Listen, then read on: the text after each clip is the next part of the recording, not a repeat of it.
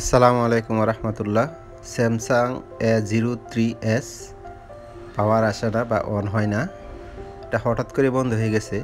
এই ফোনটা আগেও রিপেয়ার করা হয়েছিল, টাচ ইস্যু রিপেয়ার করা হয়েছিল, কোনো এক টেকনিশিয়ান ভাই কাজ করছিল এটা। এখন আবার ফোনটা হঠাৎ করে বন্ধ হয়ে গেছে। কাস্টমার বলল যে হুট করে বন্ধ হয়ে যাওয়ার পর দেখলাম যে আসলে ফোনটা কী সমস্যা হইতে পারে।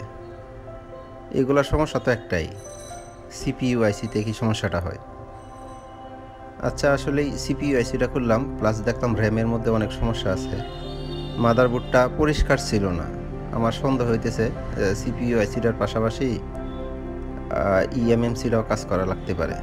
পরে চিন্তা ভাবনা না করে দুটো একসাথে কাজ করলাম, কারণ এখন সিপিইউ আইসিটা কাজ করলাম, পরে যদি আবার দেখি যে আপনার ইএমএমসিটা থেকে সমস্যা থাকতে পারে, পরে আবার ওইটা খুলতে হবে, তাহলে একসাথে করি, সমস্যা কী।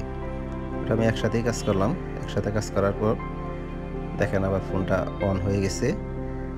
আবার A to Z ঠিক আছে কিনা ওটা চেক করলাম যে ঠিক আছে, সমস্যা নেই। আসলে এইভাবে কাজ করতে গেলে অনেক সমস্যা হয়। মাদারবোর্ড যদি পরিষ্কার না থাকে, ওইটার মধ্যে আবার সন্দেহ থাকে যে আসলে এটা কি কাজটা ক্লিয়ার হবে কিনা বা হয় না, এরকম অনেক চিন্তা ভাবনা করতে হয়।